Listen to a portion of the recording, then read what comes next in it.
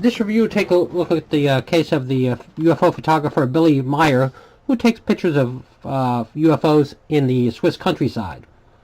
And he's alleged to have, he is stated he has had contact with extraterrestrials since 1942, and he has some supporters, and he has some critics out there. Some of his pictures have been legitimately debunked.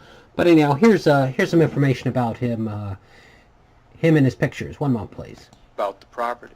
There were very specific technical differences that were observed, but in this film we see an object that some people might say is a model. It's hovering above what appears to be a tree and in front of a house.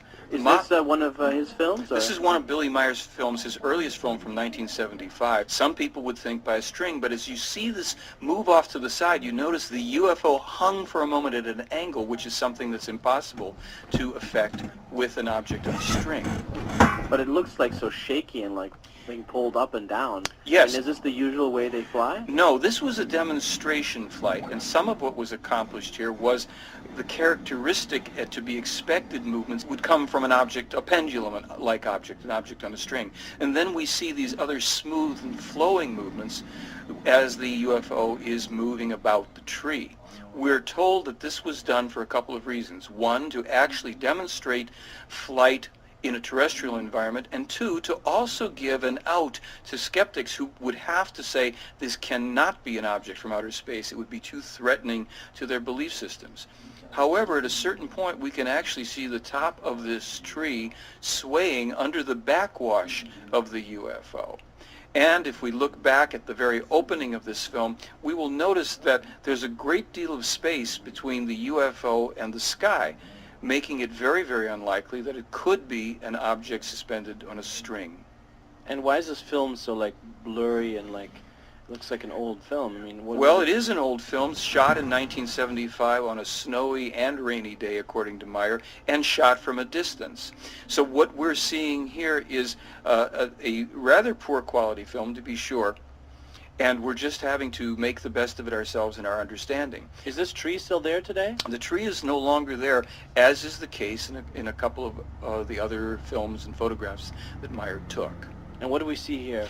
Here is a much clearer film segment that Meyer took with a UFO hovering above a road, and we can see a car moving slowly to the left in the bottom. Oh yeah, that white dot there, yeah. The white dot. We're going to see another one in a moment. We also notice that there is a tree branch with some leaves to the left. Meyer was encouraged oftentimes to have objects in the foreground for perspective and calculating the distance. Here the craft is moved suddenly to the left, and it's exhibiting a characteristic floating motion that we're told is really the craft riding on the magnetic field of the Earth. In this film, we can see an object, a toy made in the 1990s, invented by physicists, called a levitron, that exhibits this type of movement as this object, in these repeated frames, floats above the base. We dissolve here into Meyer's UFO as it too is exhibiting that type of hovering, pulsing movement on the magnetic field of the Earth as he was told. Now watch as the object will suddenly dart away in one frame, disappearing from view. How is that possible? Meyer was told that they have technologies that allow them to move out of phase, out of dimension, within a part of a second. They can not only move out of dimension that quickly, they can also pop back into dimension. When the films were examined at Nippon TV, they discovered that indeed there had been no cutting, and that the object not only disappears in one frame, but pops back in one frame just as suddenly as you see here. So where does it go while it's gone? Well, that's a good question. As we observe it here disappear one more time, we can wonder just exactly where it goes. I don't have an answer for it.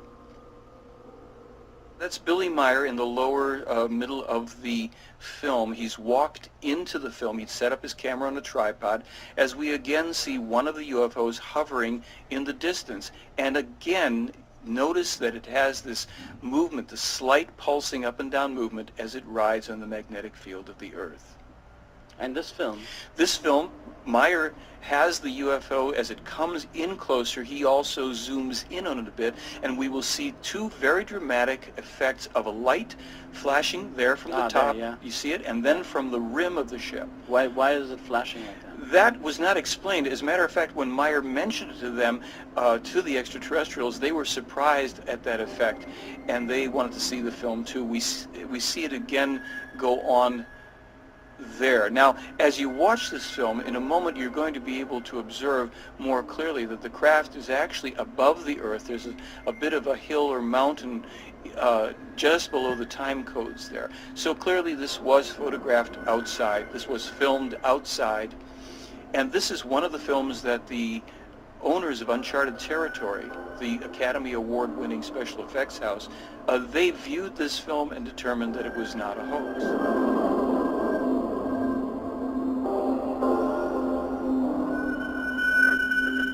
In this film, we see three of the UFOs, again in the distance, with tree branches in the foreground, as they hover at slightly different angles in relationship to each other, exhibiting again the pulsing movement and changing distance ever so minutely between them.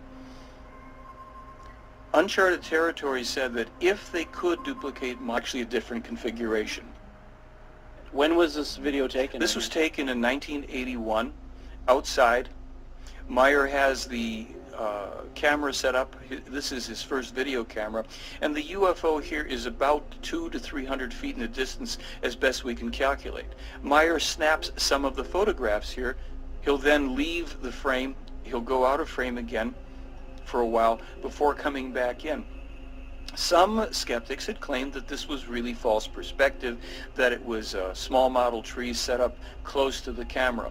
For anybody that's been to Switzerland, rural parts as well, and especially near where Meyer lives, many solitary trees appear on these hillsides, and they look all too good to be true unless you're familiar with the fact that there's a very vibrant life force. The trees are clear, solitary on many occasions. Here, this solitary tree has the UFO hovering virtually motionlessly in front of it.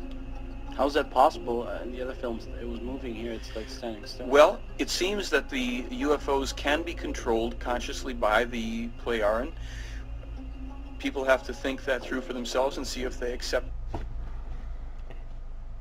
And that's about the relationship to each other. And that's a quick review of the Billy Meyer pictures. And there's a lot of stuff on the internet about him, and some of that old footage there is quite intriguing. And he has his critics, he has his supporters. And let me get a final screen on here, and that'll do it.